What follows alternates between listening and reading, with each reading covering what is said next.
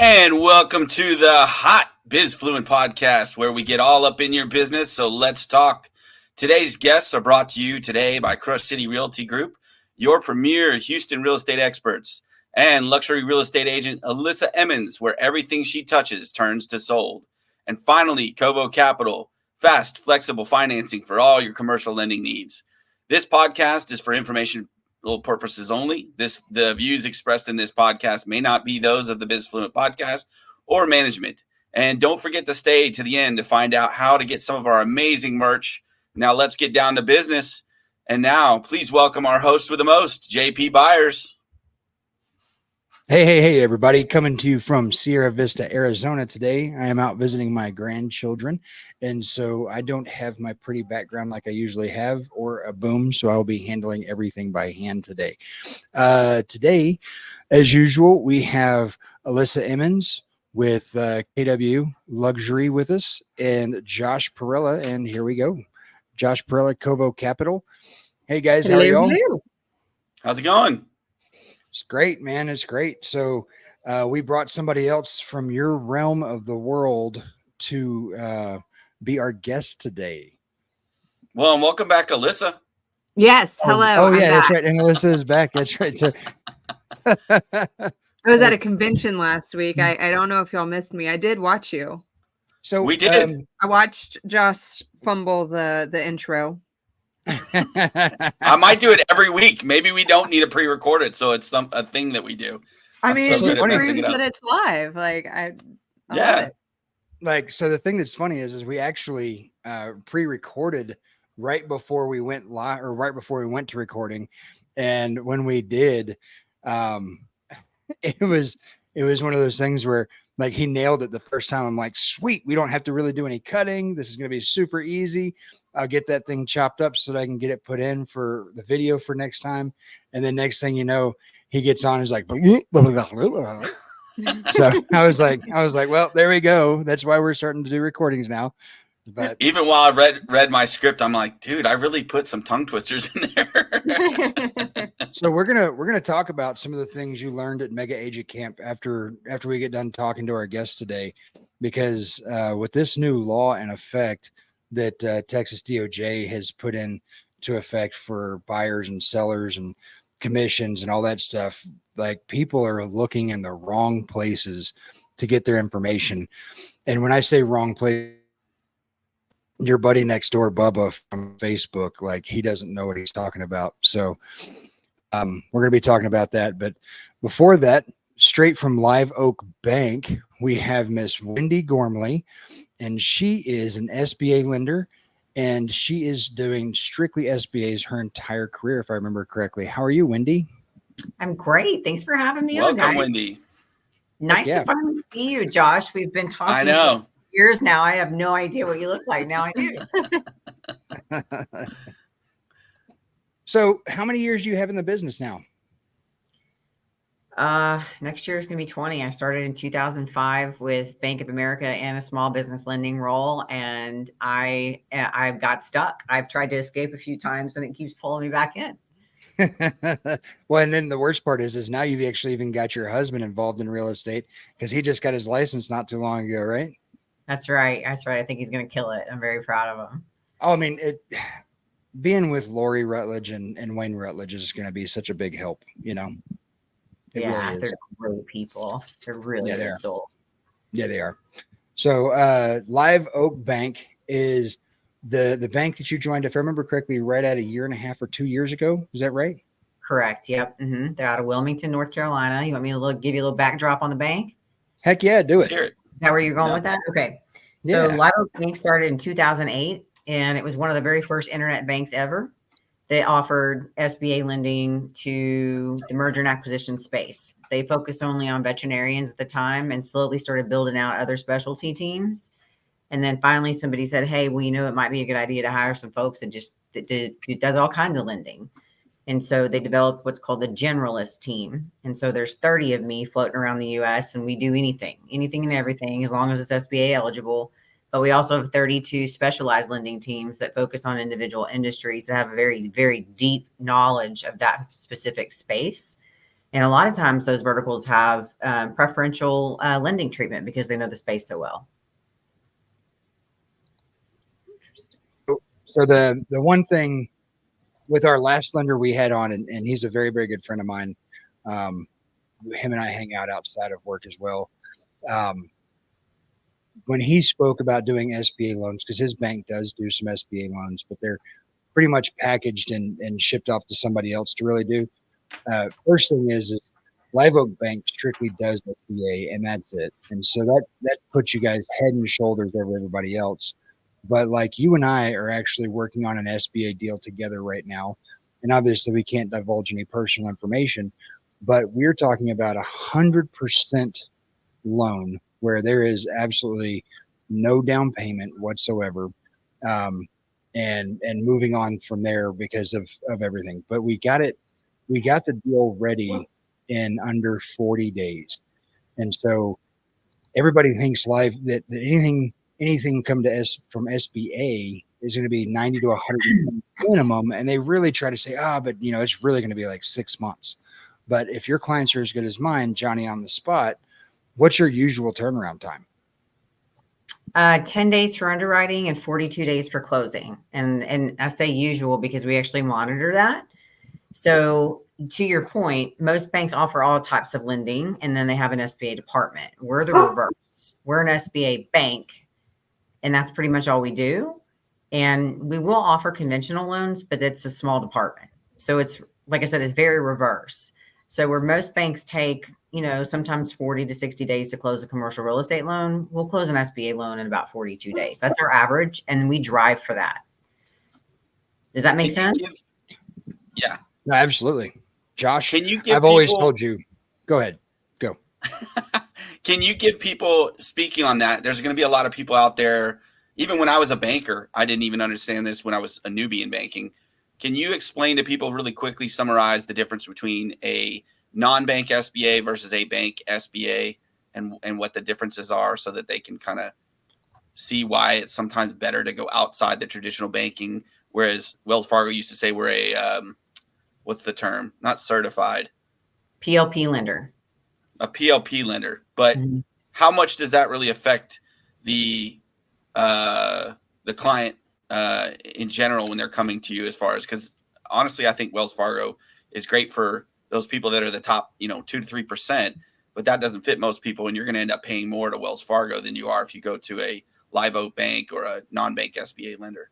So kind of speak on that a little bit for the ones that are newbies into getting into SBA. Let me digress just a little bit further than that. So you've got conventional lending, you have SBA disaster loans administered directly by the government, and then you have SBA loans that are administered by banks. Banks have different criteria. So you have a general lender who sends their loans that they administer all the way to the SBA for the approval.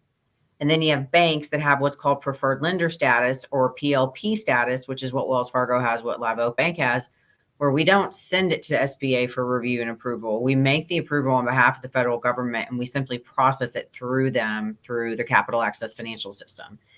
So that's where a lot of people find advantage, because disaster loans only happen in disasters. They're administered by the federal government. There's a lot of red tape involved. You've got to prove that you've been affected by disaster to access that capital. And everybody's trying to get it, right? You have conventional lending, which if you're trying to buy, any kind of commercial real estate, you're going to walk into any bank in town. They're probably going to say, I need 20% down. You got to pay for your own closing costs. I could probably give you a 20 to 22 year amortization, but you're going to balloon in 5 years. Or you can go SBA, where you can get a long-term, potentially fixed rate loan for up to 25 years and put as little as nothing down, just pay for your deposits to start processing appraisal fees and such. So that's the difference. Does that clarify? I think you're hearing Josh's head rattle. Yeah. I saw it move up and down. You were the one that asked the question. Is that kind of what you're looking for? Okay. I understand it. I think we're going to approach it from what I'd like to approach it from today is really from the viewers out there that might be looking for an SBA and never worked with an SBA versus, the experienced SBA lenders who kind of understand the SBA lending. We'll get into that a little bit later. But I just want to handle, for those that have not done a loan prior and are being told to go get an SBA loan, there is a difference between all these different SBA lenders, and it's important to know that to save yourself some time and money. Wells Fargo, you're paying 30% down almost regardless. There's very few that were 0%, 10%, but people need to understand SBA lending, the government, their lowest is 0%. You get 0% financing, just like JP was talking about. But all these other banks will tack on other metrics and mitigants, and you need to know that before you go. Right. And I'm trying to keep my answer short and concise because I know y'all have other questions you want to get to. But let me tell you something. If you let me, I could probably run the whole rest of this hour. So I'm just letting you know. Don't be afraid. You are. Don't be afraid. Yeah, no. We'll keep throwing questions at you. Okay. Well, yeah. So honestly, don't. Yeah. So don't be afraid. Like we've had our very first guest was John with Stewart Insurance, and he literally basically talked for about 45 or 50 minutes on 7 questions maybe. And so it doesn't hurt our feelings. The whole reason we have you here is because your bank is different. How you handle things is different. Your experience level is way different than most banks, much less actual lenders that handle SBA. When it comes to anybody working, like the guy that I introduced you to yesterday through email, Austin, that guy called me and I told him, I said, hey dude, I'll be 100% honest up front. I'm like, my lender when it comes to SBA is Wendy, period. Like there's no way I'm going to push anybody else anywhere. And I explained to him, I said, this is the reason why. And he was just like, oh, okay. I said, but I'm like, there are some things that she might not be able to do that you might. So I'll connect the two of you guys, just like I connected him with Josh at the same time too, because it's just another reason to have somebody else in your back pocket. JP has been bragging about this deal y'all are working together. Like, it hasn't had a lot of ups and downs. I mean, outside of the normal negotiation stuff, I've been blessed with my client is Johnny on the spot for a lot of things. They haven't drugged their feet on really anything that I've know of for getting their stuff done. And that with the SBA loans, as we've spoken about in the past, is they want to know what your first child's blood type is and everything. So it's a lot of information. Well, I have something to add on that point, but I want to let y'all get through the rest of your questions and then I'll kind of go backwards and start elaborating on everything. Okay. So every bank loves stuff specifically, but one of the things that is nice about bringing something to you is in the past, when I've had deals that I needed to have worked, you, unlike most banks, will literally comb through a business's expenses, their P&Ls, and everything to try to assist them. And that's something you do for anybody that comes to you that's actually looking to use you as a lender. Explain to me, what is it that you're looking for? I'm looking to get a really great understanding of what's happening in their financial structure. So every small business owner handles things completely differently. CPAs are not all black and white. There's various shades of gray. And so I feel like there's probably a lot of challenges with other banks that are not as transparent with their underwriting procedures and policies, because they may be missing critical financial information that could either make or break a deal. Furthermore, because we are so robust in the acquisition space and we're truly cash flow lenders, not collateral lenders, we pay a lot of attention to what's happening with that P&L. So if I've got, my 40-year, retail business that's in the middle of a transition and I find out that the manager is paying himself $500,000 a year, he's got his niece on payroll, there's a couple cousins in there that don't even work there. By the way, all those utilities that I'm seeing, that actually is for his vacation house over in Aspen. Those are non-pertinent business expenses, but your average bank is going to say, well, your net income on your tax return is your net income, and that's all I can use. I'm going to peel through that. I'm going to open up my screen. I'm going to show my spreads to my borrower, and I'm going to say, tell me what this expense is. Is this business? Can you give me some invoices showing that utility expense is actually going to your house? Let's add that back. Let's get the true available business cash flow to maximize the amount of money that you can borrow from SBA. So many of my deals have come down to that is breaking down the add backs and subtracts. Mm-hmm. And as once you guys, it's funny because even CEOs, when you get them on the phone and they start talking about stuff, they don't necessarily know their expenses either. Even though they're probably the ones, doing a lot of it, they don't understand where it's falling within their financials. And so, that is where it makes or breaks, or can make or break a deal, is where those add backs and subtracts come to add back for your cash flow, and where the SBA falls on that. Can you speak to that too? Most are going to say 1.25. Where do you guys operate? So we're going to be anywhere between 1.25 and 1.5. So you got to remember that the bulk of our lending is in the M&A space, and it's largely unsecured deals, right? So we're going to be looking for a little stronger cash flow, considering the fact that when you have a transition you're going through, you're probably going to experience a little bit of dip just because of the change in management and ownership. Furthermore, we do have, like I said, those 30 specific verticals that have deep industry knowledge. Most of those verticals are going to fall to a lower debt service coverage requirement, closer to a 1-to-1 or 1.25. In the event that there's real estate involved and we do have the ability to wrap our arms around some tangible collaterals, we may fall even lower than that, just depending on the SBA loan product that we decide to use and the industry and the type of borrower that you're dealing with. So we're pretty flexible. We don't necessarily have a box. We don't have any mechanical algorithms that are going to downgrade a credit if there's 4 companies rolled up into one and one of them has some down, trending revenues, which is something I've experienced in other financial institutions. We still have a very human approach to this. We involve the buyer. We're going to share our spreads. We're going to share our screen. They're going to see exactly what their debt service coverage ratio is. Then we're going to go to credit together. So we actually, to try to lump all of our questions into one, and I don't know why I didn't think about it earlier, but we have a person on this panel that has been thinking very seriously of getting into a small business, and that person happens to be accustomed to already operating in small businesses. She's incredibly smart, but her and her husband were thinking about potentially buying a mini storage. And so I was like, oh, well, an SBA is a great way to go to get yourself into this business. I said, I know for a fact that Wendy can offer potentially, if the business has been open for more than 2 years, if you're purchasing the business and the property and everything, a potential 100%. So when you have somebody that's coming to ask you, hey, so I don't know anything about this business, but I want to purchase one, how does that go? So if they come to me and they outright say, I don't know anything about this kind of business, I'm going to tell them, go educate yourself first. Agree.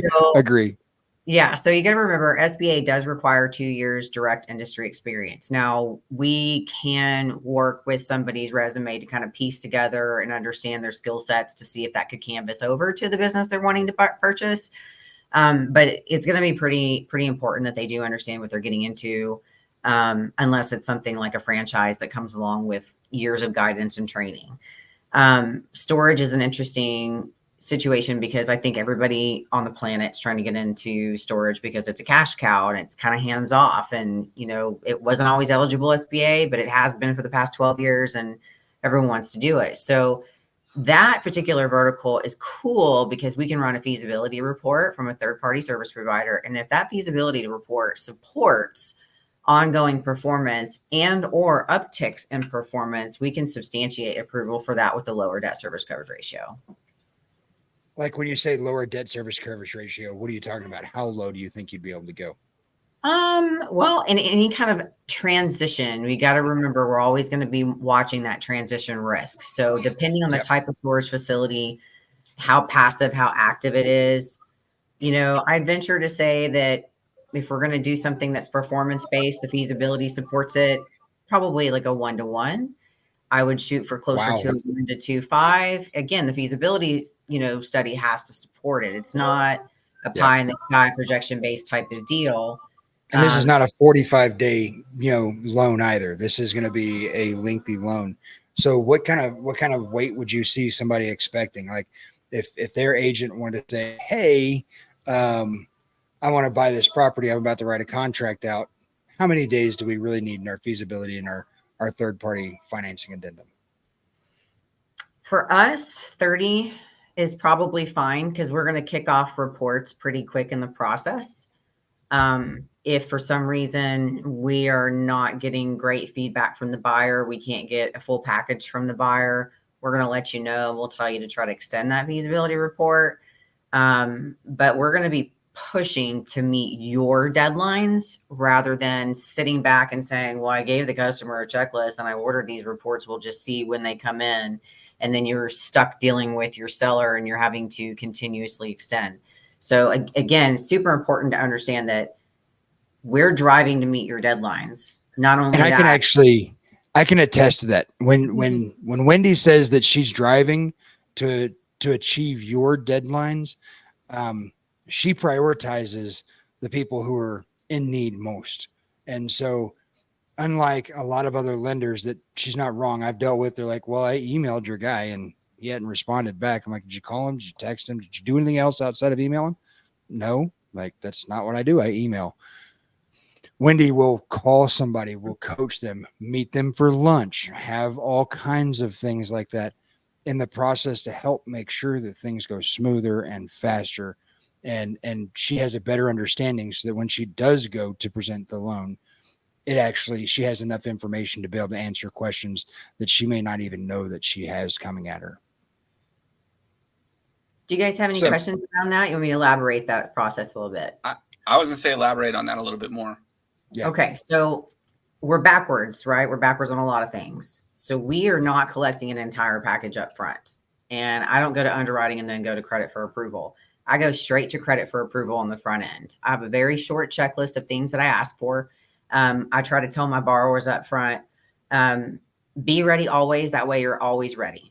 So have all your stuff together. It's not a long checklist. Don't piecemeal it to me. Make sure you've got it all in one spot, upload it all at once. Make sure you got all the pages attached, go through it, double check it. Don't send stuff to me upside down. Give it to me in one fell swoop and I'll do my best to get you in front of a credit officer within 2 to 4 business days. Once that credit officer blesses the package, I prepare a full-blown proposal. We collect a deposit. Then you go to underwriting. Then you got to go collect all your entity documents, get a copy of your driver's license, your firstborn child, get your blood test. Just kidding. Not really. Yeah. Yeah, not really. Is we're not here to waste time and we're not here to waste your time. So give me a clean package, get it to me quickly. I'll get you an answer quickly. Then I'll move you into underwriting. Then my underwriter is going to prepare your SBA forms for you. So there's no guesswork on, well, what box do I check for this? And, oh, I'm sorry, I got to send it back to you because it has to be in blue ink and you didn't check this box. Let me send it back to you again. There's none of that.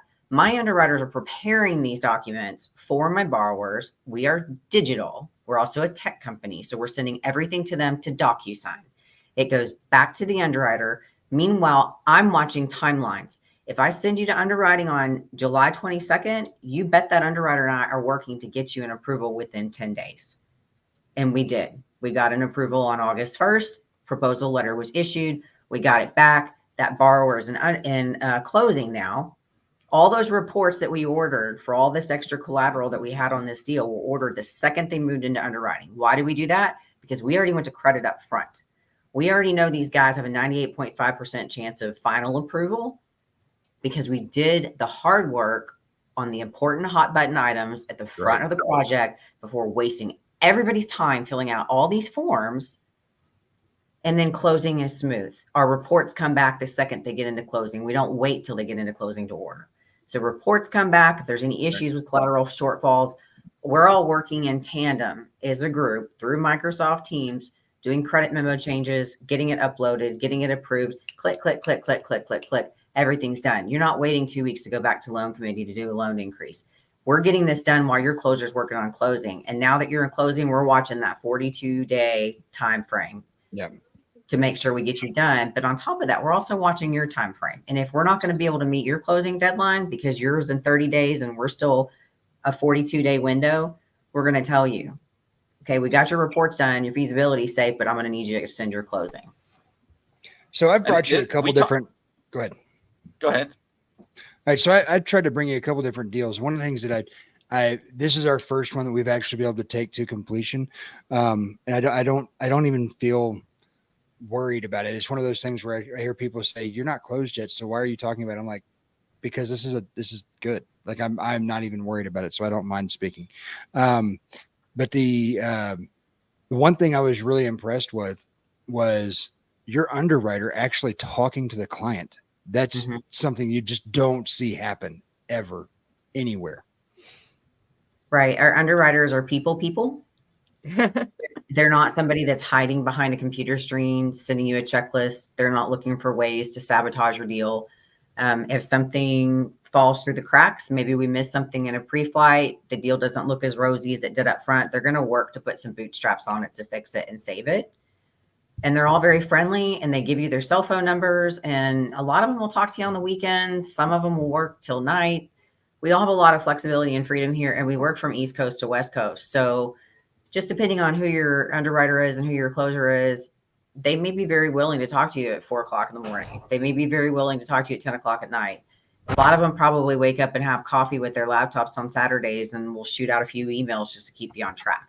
They're very, very friendly, very experienced people here. Absolutely. That's an excellent point, because we talked about differences in the banks and the differences between SBA banks.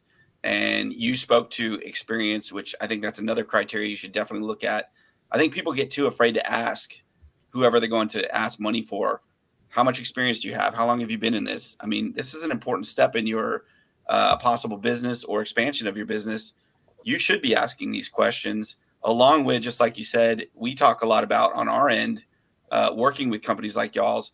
How is your process? Do you get to talk to underwriting? You go to Wells Fargo, you have a business development officer, you have a relationship manager, then you have underwriting. Your BDO will never talk to that underwriter. That's a disadvantage.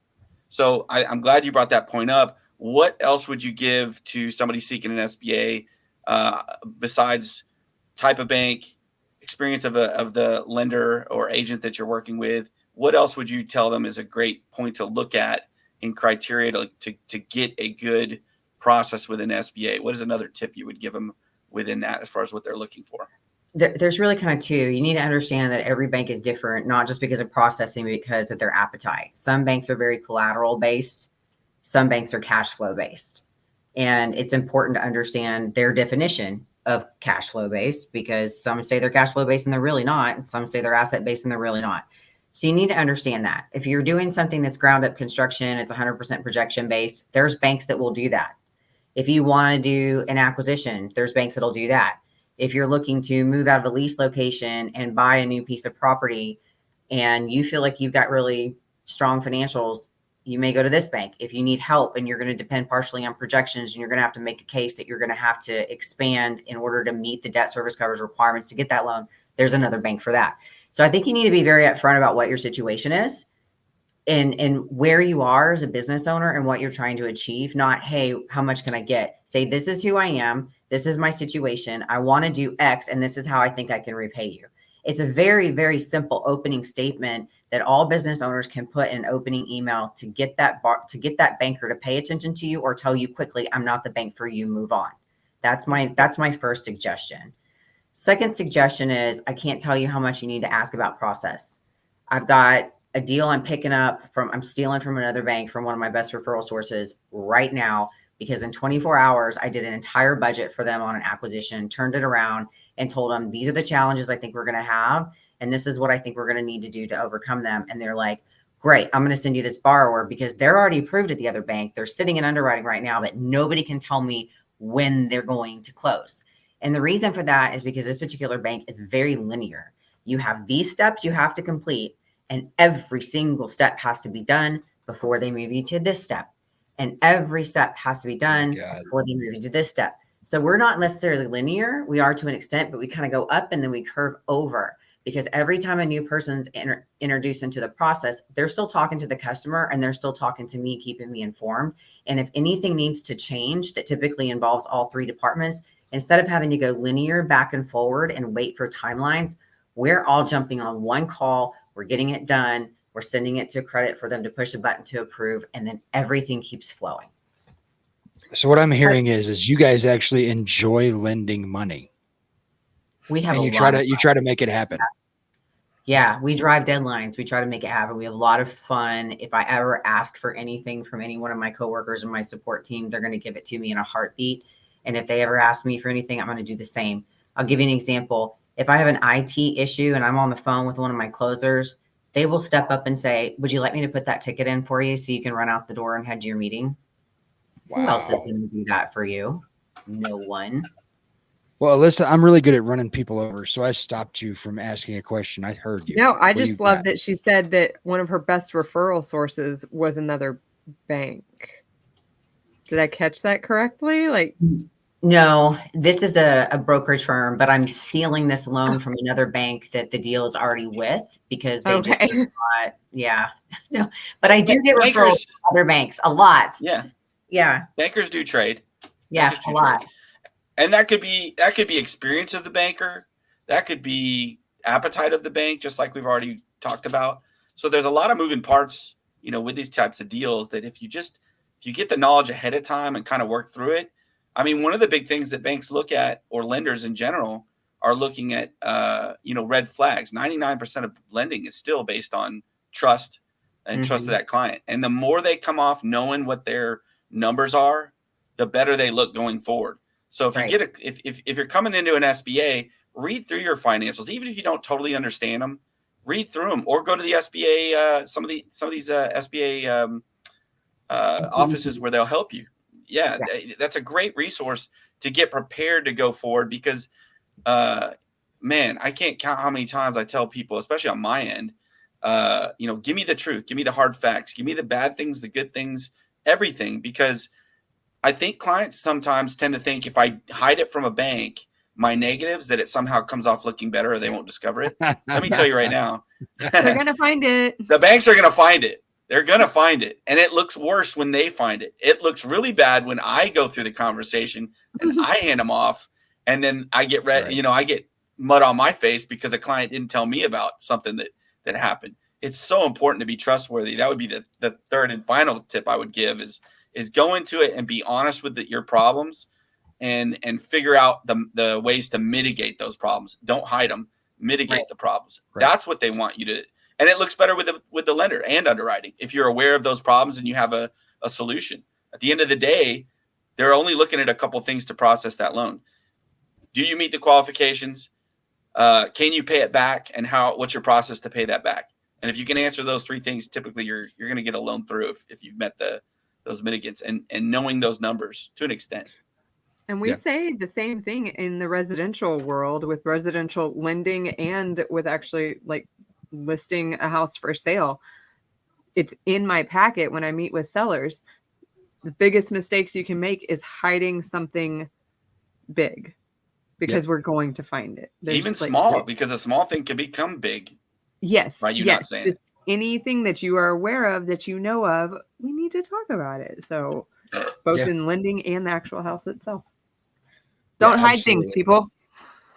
No. And in fact, it's almost one of the reasons why it's really fun to work with clients who have conversations with agents up front, because they're like, okay, who should I be talking to? It's like, okay, well, what do you want? I already know a lot of my bank's appetites. I know what they want to eat. Like, I know what they want to handle. And so it's really easy for me to send them to the right lender to begin with. But on top of that, if I get them early enough, it's not like hey, let's throw in this contract and hope that you can get lending and lose your 1% earnest money. 1% earnest money on a house hurts, especially you talk about a $300,000 to $400,000 house. $3-4 grand, that sucks. But when you're talking about a 1.8, a 2.3, or $4.4 million deal, you're not talking about $3,000 or $4,000. You're talking about $20,000, $40,000, $50,000. And that can be a big deal, all because you didn't make the effort before you decided to even look at the property to go and see a bank and make sure you find the right partner. It's a big deal. Right. And if I can add on to that, so we're one of the few that will actually do a pre-approval up front. So if anybody out there is listening and you've got some buyer that you're working with and you just need a gut check and you're just not 100% sure these people are legit and you're starting to spend a lot of time trying to find them a property, you may just send them over to me. I'm going to get a couple of basic documents from them and I'm going to issue an individual pre-qualification letter. And that's going to tell you right now if they even have the down payment to come up with the property purchase. Amen to that, because it's a big deal to get pre-qualified. It's not something that you find a lot of commercial lenders do. It's one of the bonuses to going to a broker like Josh, because Josh pre-qualifies anybody before he even sends them to a bank. But if you're going to go directly to a lender, you've got to do it in enough time to actually be able to get you their story or your story to them. So, well, Wendy, before we close out, we usually always ask somebody. So give us your 15 seconds, your elevator pitch. Hi, I'm Wendy Ghormley from Live Oak. Give it to us. Hi, I'm Wendy Ghormley from Live Oak Bank. I've been in SBA lending since 2005. I went back to school as an adult and got my CPA so I could better understand how to help my small business customers. I enjoy working with the doers, which is why I like working with Live Oak Bank. Always be ready, and be ready to be ready all the time is what I'm constantly telling people. That have your financials in one spot, understand them, make sure they're clean, make sure that you filed your taxes on time, make sure that you've paid your taxes, make sure you're keeping your QuickBooks up to date, and have it ready to go. If you can have it ready to go and you can show a lender that you're fast, efficient, easy to communicate with, you're going to get put at the top of the list and you're going to have your loans closed much faster. Awesome. Well, thank you so much for your time. We really appreciate you coming on and talking to us about the SBA lending process. Thanks for having me, Wendy. guys. Nice meeting Heck you. yeah. Nice to I'll meet see you soon, Wendy. One right, of these ladies. days, we'll make it happen. Well, in Because you about live so 15 far days, away. in about 15 days, her and I are going to lunch. So, all right. Well, then You I have might a join nice you on day. that one, just so we can Come all on. get together and Bring say it hey. on. Yep. Cool. All right. Well, we'll talk to you soon. You have a good one. Okay. Bye-bye. Hey. Such good information. She was Yeah, so ready with absolutely. that elevator speech. Oh my gosh. I know everybody else has been so cold. Like, it's so hard to get them to just say, hey. Oh, She was ready to rock. anyone in lending, that's the one thing you've got is your little elevator speech, your value proposition. They train you that, and Chase and Wells Fargo do a great job training their bankers to do that. I like that, calling it a value proposition, because that's what we all want in all of our businesses. The reason why we call ourselves in the relation, or say we're in the relationship business, is because we hope to add value to somebody's life, and having it called, instead of an elevator pitch, a value proposition actually lends to that. I think it's a great way to put it. Yeah. So Value for both the lender and you. yeah. So as we hinted on earlier in our podcast, Alyssa being gone last week, we had completely forgot to welcome her back. Hi, Alyssa. Welcome back. So Thank you you. were This show fell apart without you. It It just did. wasn't just the about did. Just about. The wheels stayed on because there was one lug nut, and as the wallflower said, one headlight. So, you know, so you were at Keller Williams' famed mega agent camp. Yes. And so one of the hot topics this year is this new law that's coming from all of the lawsuits that started in Missouri, have now worked their way all over the nation, talking about this quote unquote standard 6% commission on listings. And so why don't you break it down for us? What have you learned?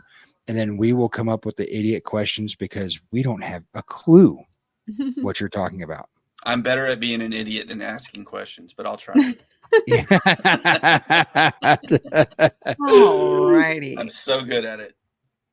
Well, I could be on a soapbox about this topic for a while. So y'all just stop me whenever you've had enough of me Give us speaking the to it. highlights. Yes. All right, that's enough. So, I haven't had enough screen time. Sorry. Get off the stage. Just kidding. As you mentioned, there is a class action lawsuit and settlement started in Missouri.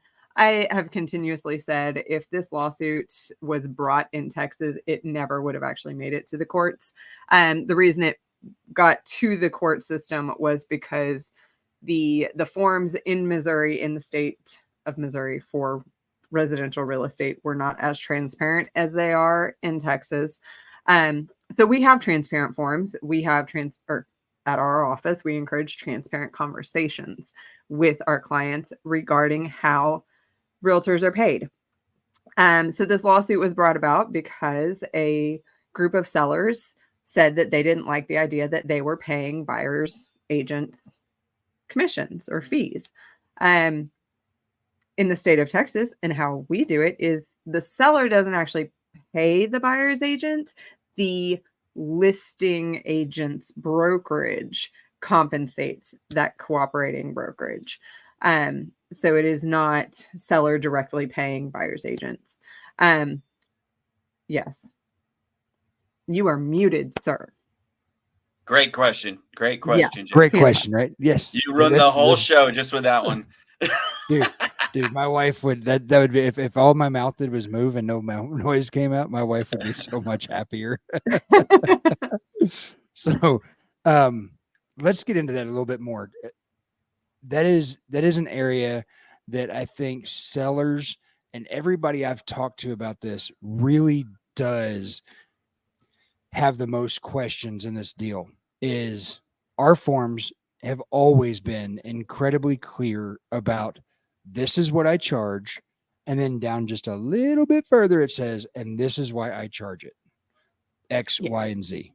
And so can you explain the difference between the seller paying the buyer's agent versus the seller actually paying the broker who is then paying the buyer's agent? Because that is a huge deal on such a small word change. Or yes. change. So the way that we have done business is that at closing, when you've sold your property as a seller, you have the sales price and you take out all of these fees and your loans, any loans that are outstanding, liens on the property, all of that total is deducted and you walk away with your net proceeds. So something that is taken out of that is your realtor's commission. The brokerage that you pay to sell your house is then compensating the other brokerage. So you are not directly paying the buyer's agent as a seller. You are paying your brokerage, and then your brokerage is compensating the other side. Those fees are negotiable. They've always been negotiable. There's not a set fee. And so that's something else that came out of this and what the media is spinning to say, oh, now you don't have to pay buyer's agents and there is no more set 6%. That was never the case. Never, ever, not once, not one day. Oh, I'm getting heated. So it's, I got an email the other day and it said it very well. Everything has changed and yet nothing has changed. Yeah, the only thing I need to ask a question on this because I bought my house 10, 11 years ago now. And I remember it really peeved me off because we basically went out, looked at houses, found our house, wasn't intentionally doing it this way. It just happened this way. So by the time we found our house, put an offer in, the real estate agent was like, well, you have to have a buyer's representative. I said, I'm my buyer's representative. I just need you to process the thing. That lady told us, and I wish I had pressed it then. So we ended up getting a friend of ours who was a realtor to represent us because the alternative was she said that she was going to sign one of the agents within her office. And I was like, well, if I have to pick somebody, I'm going to pick someone I know. I'm not going to let you put your person on it because that's a disadvantage based on the fact that you're telling me there's, legal documents and everything else. And so, and we still paid her 3%. And I'm like, man, we did all the work. Our friend didn't do jack squat. Honestly, it perturbs me to this day somewhat. She made sure everything was right and whatnot. But at the end of the day, we found the property. We did everything. Is that part of the reasoning also? Is that changing? Are you required to have both sides? I remember a long time ago, my mom bought a house and she didn't have to use a buyer's agent. So what's the truth there? What's the facts? Yeah. So I am always going to encourage that both sides of the transaction have representation. And it's not for the times when it's easy. It's for the times when it's hard. And you'd never know if it's going to be an easy or a hard. So as a buyer, you are entitled to representation. You may have done exactly what you did, Josh, and just go out and find a property. You are not required to have representation. You could have pushed her and told that person, no, I don't want representation. But then there's no one there in your corner fighting for you. If inspections come back and are a little wonky, like there's no one there to help you look over the inspection report.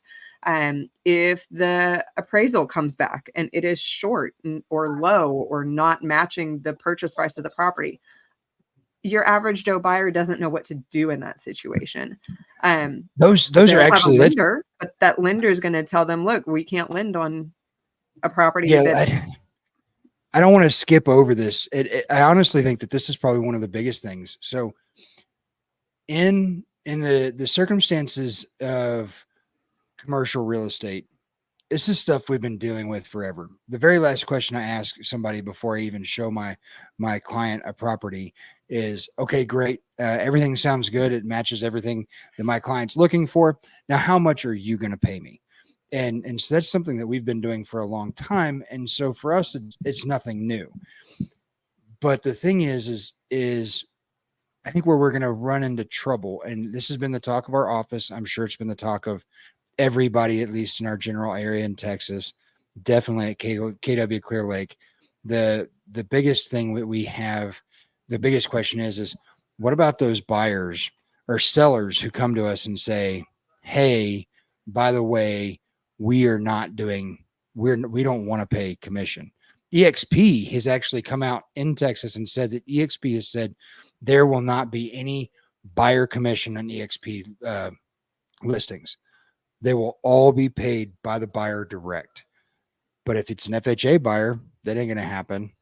If it's a VA buyer, that ain't going to happen. And so with those things being the case, their EXP is literally inviting lawsuits because of that. Stuck? Or no, there you go. Yep. You were stuck with your eyes closed, and I wasn't sure if I was stuck. You were stuck. You. Oh. It's all your fault. Oh, that's probably very true. It's definitely my fault. So, but yeah, the thing is when the traditionally, yes, the compensation has been offered from the listing brokerage. And if the listing brokerage is no longer offering compensation to the buyer's realtor, then the buyer, if they have representation and that compensation for that buyer's realtor has been discussed in their representation agreement between the buying broker and the buyer. So if the buying brokerage is expecting compensation for representing a buyer and it is not going to be coming from the listing brokerage, then the buyer is responsible for that compensation. When you're buying a house, you're putting down a lot of money, unless you're a VA buyer and you have 0% financing. You're putting down money for your loan down payment. You have origination fees. You have insurance that you're prepaying for 14 months, 16 months. There's closing costs associated with that. And so then if you are expected to put down additional money to compensate your real estate agent who does do a job, who is there to protect you, there is a chance that you are not going to be able to either afford the same amount of house, or that you're just not going to be able to purchase a house at all, or purchase that house that is not offering a cooperating agreement between the brokerages. Yeah, it's going to be scary. I think. Go ahead. Sorry. You might go look at a different house that is offering that compensation from that listing brokerage. I think we're going to see a lot of lawsuits that look a lot like the old redlining lawsuits prior to the 70s, because all of us are primary. Like you are primarily a luxury agent. You try to do your best to be. I don't mean do your best to be. She doesn't like to mess with the plebeians. You low people. That's not the case. So while Alyssa has a lot of higher profile luxury listings, she also lists houses that are $250,000, $300,000. Like she's not trying to stay away from them. So all of your residential agents, they're honest primary breadwinners. How they make their money is selling what we would consider in the business to be first time home buyer homes, which is $200,000 to $300,000 homes. And so if you have a company that's willing to say, well, we're just not going to offer buyer compensation for that. And in that bracket, you are going to literally, if you find if you have the perfect listing for somebody and they don't have the capability of paying a buyer, you are telling them that they have to come in unrepresented. And then when the inspection comes back and that house is not nearly as perfect as you thought it was, you're negotiating with yourself against a seasoned agent that's a listing agent whose job is not to protect you or the deal. It's to protect their client and get them as much money as they can for the property. And then when it doesn't appraise, they're thinking, okay, it's not my problem. The FHA will let you pay as much as 3.5% or 4% over the actual list price of the home. And you wrote this contract. This is what you said you would pay us for this property. I don't care what the appraisal says. I'm the listing agent. And so, man, it's going to get dirty for a short period of time. As an unrepresented buyer, you're probably not adding in the addendum to have the protection for the appraisal because you don't know that it exists. Yeah. And as a listing agent, I sure as hell am not helping you with it. Oh, no. I received an offer the other day on a property. Great offer.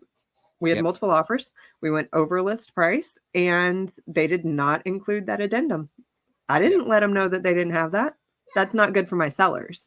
Correct. So, of course, a listing agent who's experienced is not going to tell an unrepresented buyer to add in this document to make everything easier for the buyer. Why would you do that?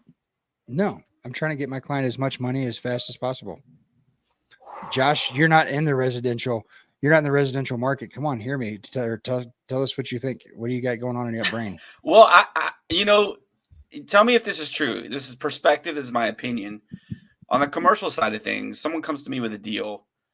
Typically, you don't hear business poor. Most commercial loans are given with all the built-in. I mean, it doesn't mean businesses can't fail, but typically a lender lends based on true numbers and what they think that business can afford to lose and not lose. Sure.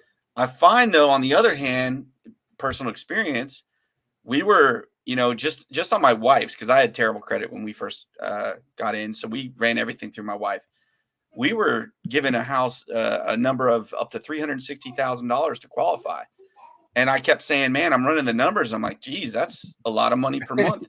Do you find that on the retail side? Not so much on the commercial side, but do you find on the retail side? And the reason I'm asking this is you're saying, okay, well, now you might have to pay these fees out up front or off to the side, even more so tightening up your money and your reserves.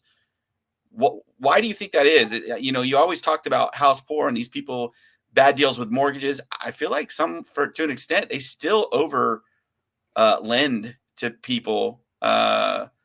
Granted, they're looking at compounds of interest over time. If their salary is $125 now, they should increase so much percentage per year, which we haven't seen lately. But why do you think that is? Why do you think, and do you think that's true? Do you think on retail they tend to overpromise on the lending on the pre-approvals? You keep saying retail. I think you mean residential. Residential, sorry. In banking, it's considered retail. I knew what you meant, but I'm using banking terms. I do. A lot of my clients do come back with their pre-approvals at a dollar figure that equals a monthly payment that they are not comfortable with. Yeah, I think it's crazy. And it's so I always tell my clients, go get pre-approved. They're going to give you a number that's going to seem amazing. Let's go buy that beautiful $800,000 house.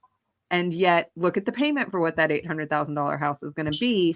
And let's figure out what payment you want. Tell the residential lender, okay, I want to purchase a house, but I cannot exceed X dollars a month for my monthly mortgage payment. And tell me what that equates to in a purchase price. I don't know why they do it. I really don't. So I think part of the reason is because in dealing with a number of other deals that I've had before I went strictly commercial, is that honestly, that number, let's just say $300,000. That number of $300,000 is based on a number of things that we have to, as agents, we have to be the ones that really hone down what that deal really means. Whereas as the lender just says, yeah, you can borrow $300,000. And what that really means is if your taxes, insurance, and HOA costs all wind up being perfect, then we can loan you $300,000. In reality, if your HOA is $800 a month, you're not getting a $300,000 loan. If your HOA is $1,000 a year, you're going to get that $300,000 loan. If you decide you want to live close to the water and you're in a flood zone, you're not getting that $300,000 loan. And so that's part of what it is up to us to talk our clients through taxes, insurance, HOA fees, and all that stuff. Because if everything fell perfect, then yeah, there's a strong possibility they could afford a $300,000 loan and pay $2,400 a month, and that's perfect right in their budget. But that doesn't mean they're going to get a $300,000 loan on a condo. That's for dang sure. Mm-hmm. Thank God I didn't, because I mean, insurance has been that's really what reflects in my mind every time I remember the 300 and I think it was 380,000 they were saying we could, and we bought our house for 159, I think. Thank God. Yeah. Oh, we got a steal, so I can't complain. And but man, insurance, I would be house poor if we had a $380,000 house and had the same insurance. Whew. Yeah, I might be selling. Yeah. Well, hey, I know a really good agent that can sell it. She's right there. Well, we might be looking again. So, is there anything else about this new law that's coming out, or the new directive that we're receiving, that's really been a hot ticket item that you don't feel like people are really talking about? Oh, I just get all hot and bothered over it. Seriously. Like this is aggravating. It's very aggravating. And so it's really understandable, and explain your frustrations as an agent, because I think that it's incredibly good for our clients to see it. I think for me, what's most aggravating is just the media portrayal of it, and what you see on Facebook and what you see in the news. And I mean, I'm not the only industry that, just really doesn't like the media currently. That speaks to a bigger issue. We don't need to talk about it. that's a whole other topic. Yeah. But I mean, I like all these clickbaity things that you scroll through Facebook. And so no, people may not be actually clicking on it to read the internal article.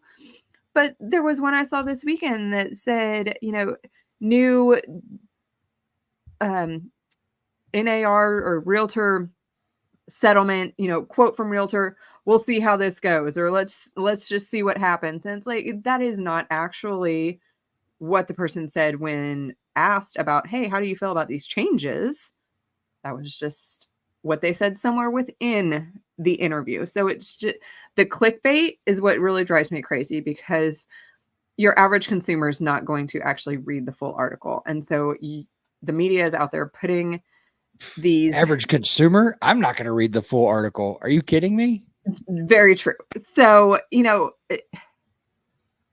these little one-liners are just making it look like real estate is going to hell in a handbasket. Yes. Thank you. I was trying to think of a good phrase to use. And in reality, the way that I run my business, I do not intend on anything changing, because I've always been transparent.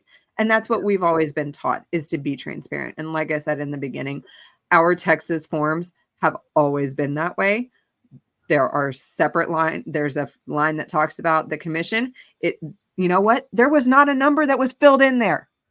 It's always been a blank. It's always been discussion. It's always been negotiable. It continues to be negotiable. So the thing that's awesome actually is the way things are set up now actually makes commission even more negotiable. Because one of the things that was always frustrating for me as a residential agent, and I'm not going to name a brokerage, but there's a brokerage that has been busted more or less buying properties online, making offers outright without doing anything, and then turn around trying to flip them. And so they were notorious for charging 12%, 6% buyer or 6% commission up front, 6% commission for the sell up front, all to the seller that they were buying to flip the home from. And they would bury it and say it wasn't about commission, because that's not what it was. Any agent's not stupid enough to not see past that. But a seller sees this, oh, it's just 12% transaction fee. What the hell do you think commission is? It's a transaction fee. But the other thing is that same company would then turn around and after getting paid 12% commission on a deal they purchased, where they were the agent that bought it, they were the lender that paid for it, they were the title company that went through and did everything. If there were repairs, they did the repairs. If they're, so like they literally were involved in every single portion, just making money hand over fist off of each individual company that they all owned under one big roof. And they'd have the gall to go and offer only a 1.5 or 2% buyer's commission. And if you tried to negotiate that, our actual local MLS would support them, because that's what they put in the MLS. Well, that's what they put in the MLS. Yeah, but as per contract, it's negotiable. It's a negotiating point. Yes. Well, now it's all negotiable. There's no question. Well, there's no, hey, it's in the MLS. It's no, I don't give a crap what's in the MLS. I'm going to negotiate. This is my fee. Yeah, absolutely. And I mean, as I stand here saying, commission has always been negotiable. It continues to be negotiable. That is a fact. And yet I will tell you, my fee, what I charge, very rarely negotiated, because I know what value I bring. Right. So you can go and find a discount broker not going to provide as much value. I'm not going to say a discount person, but just know the value in the person that you are working with. And it's if pretty you do not easy. feel like they bring you value, then in real estate, you get what you pay for. Yeah, Period. just like everything else. And that knowledge and that representation means something. If you have someone that is guiding you through the process, that's invaluable, because majority of lawsuits that end up as a result of some sort of real estate transaction, it involves someone who was not represented, who did not have a realtor in their corner. And I know about 5 years ago, the cost of a lawsuit was $20,000. So is it worth it to chance going through that and having to fork up? I mean, I don't know what that would be in today's rate, but $4 billion. Yeah, it's and that's not even being found not guilty of anything. Yeah, that's just lawyer fees. And that's not a guarantee you're going to get your lawyer's fees back. You lose the case. It is what it is. You might wind up having to pay their lawyer's fees on a countersuit. So, yeah. Or, you win the lawsuit, you get a judgment against them for your lawyer fees, and then they go and file bankruptcy. Yeah. Guess what? Yeah, exactly. Can't get blood from a turnip. That's just the way it is. Yeah. So, what do you see as, like, the more I read on this, on the end that the media seems to promote, it's not as big a deal, like you're saying. It seems to be more on the, these bigger agencies and whatnot that listed on the settlement or did not list on the settlement. Could be bad or good either way. What do you see as like trickle down effects from these big companies? I know they talk about a little bit on Zillow how a lot of realtors might even opt out of that system now because of these rulings. How do you see that with like Zillow or something like that? I'll let you take that one, Alyssa, but the answer is no. I don't know how it's going to roll down. I mean, I have never been a big fan of that company, so I just don't have many positive things to say. I mean, I know our company actually took the suit to trial and got on the stand and defended ourselves and our agents. So I support that. There were several companies that settled before it went to court. I feel like that was kind of a cowardly move because, as I said, everything has changed and yet nothing has changed. It's just the way that you present it, as long as you're hold on though. That's again going back to that. In this market, in the real estate market, as an agent, you get what you pay for. You went to a small brokerage that you don't pay anything to. Well, they don't have money to go and have a legal team fight on your behalf. But you know who does? I hate to say it, Keller Williams. Yeah, do they charge me a hell of a lot of money? But they also fight for me. I don't care. Yeah, that's a great point. Absolutely. So, and I'm sure a lot of this will play out as it goes too. There's a lot of stuff yet to be seen as to where things fall and how it affects. Yeah, and I think what we are going to see immediately is some agents listing houses and not offering anything for the buyer's agent's compensation. And I think we'll see those houses sitting on the market for a little bit because that realtor is walking in to meet with the seller saying, hey, you can pay me, this small fee, as opposed to Alyssa, who's going to charge you a larger fee so that she can compensate the other realtor in the transaction. And so the seller trying to save money is going to go with that person. And yet, just as JP mentioned, you lose a huge pool of buyers that just do not have the funds to be able to compensate their representation. I think honestly, it's going to come down to we're going to lose a lot more agents out of the market, which is going to be amazing because honestly, our Houston is still incredibly fat.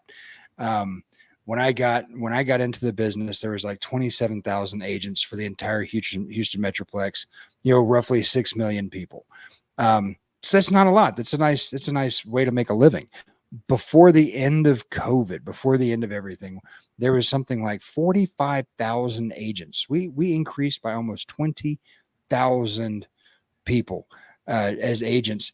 And it was easy because they'd walk into a house, list it for 4%, not care that the seller or the buyer was only going to get 1%, take seven cell phone pictures of the floor, a countertop, and walk out of that place. Why? Because during COVID, money was free and it didn't matter whether you were paying 1% or 10%, the house was going to sell. Nobody cared. This is not the same market. Agents actually have to work now. And so now you're starting to see where agents that are worth what you pay them are starting to shine. Yeah. So, I mean, it goes back to just what we were talking about with lenders. You gotta qualify your lender. You got to qualify your agent. You should, too many people go blindly in. You shouldn't hire your friends either. Unless they've been around a long time. Don't hire them just because they're your friend. Yeah, I would say don't hire your friend or your family member unless they are actually doing this as a career. My other soapbox I like to get on is your part-time realtor. I had a great realtor friend that helped us with the transition for my father-in-law, and but it probably was not. And this isn't a dog him. He's gotten a lot better since, and he probably learned something from this just like we did. But I remember we got into a situation where we sold the house and we had a leaseback situation, and he goes, oh, don't worry about it. We'll just put $1. We'll just put $1 in. And I go, is that like legit? Is that normal? He goes, yeah, $1's normal. $1's normal. $1 a day. Well, we go ahead and set that rate with the seller that the house we were going to buy. And then the house that we were selling on the other end to that buyer, he went and set it at like $100 and something a day. And we had already made the deal with the lady we were buying from. And she's the problem. She was the problem anyways. She was the one who needed the more time. We didn't need more time. We were ready to go. Yeah. And so I was so mad. And Robert, I don't want to say names. He came back and he goes, well, I'll take it out of my commission. I'll take it out of and I'm like, no, don't take it out of your commission. You should be fighting for your own commission. I don't want to take your commission. I want you to fight for what's right and make sure the deal's right. And I think that was a big learning experience for him. It ended up not costing us, thank God, because I think the extension went to $300 a day after 8 days or something like that. So it ended up being okay per se. But yeah, you definitely want to qualify your. Not every agent is the same. Not every lender is the same. Not every banker is the same. And that's probably the number one thing people lax on, is just trusting right away. You need to ask the right questions. So it's important. It's very important. Well, I think that'll wrap it up, unless Alyssa, you've got anything else that you want to talk about on it? No, that's all I got. I got a plumber to call now. Well, it's been one of our longer podcasts, but we kind of doubled up. Packed with valuable information. Yes. Absolutely. And it's on both sides. We got a little bit of commercial lending, plus with the changes that we've got coming down the pipeline. So honestly, everybody, we want to thank you so much for sticking into it. The BizFluent podcast, this is what we do. We do want to talk about the business that you are involved in, and that means your personal business as well as your business and your growth and your portfolio. Mm-hmm. So we love you guys. And don't forget, like, share, and follow, and comment. We'd love some comments. Yeah. We'd love to see what kind of guests you want on the show. Love to get questions that you want us to deep dive in, even if it's if you want to be a guest. If you want to be a guest on the show, let us know. If you're a professional involved in the business world, let us know. Alyssa, who are you looking at? There's a bug in here flying around. All right. Without and it has a stinger on it, so I just keep trying to watch it. You might have just made the 8-second quick clips. That's awesome. All right, guys, we love you guys. Thank you so much for being here with us, the BizFluent podcast. We will see you guys next week, Thursday, 5 a.m. Don't forget, like, comment, and obviously share. We try to bring you guys some information. Another great guest next week. Absolutely. Next week, we got another great guest. We've actually got a lineup for about the next 5 weeks. So y'all have a blessed day. See y'all next time. Cheers.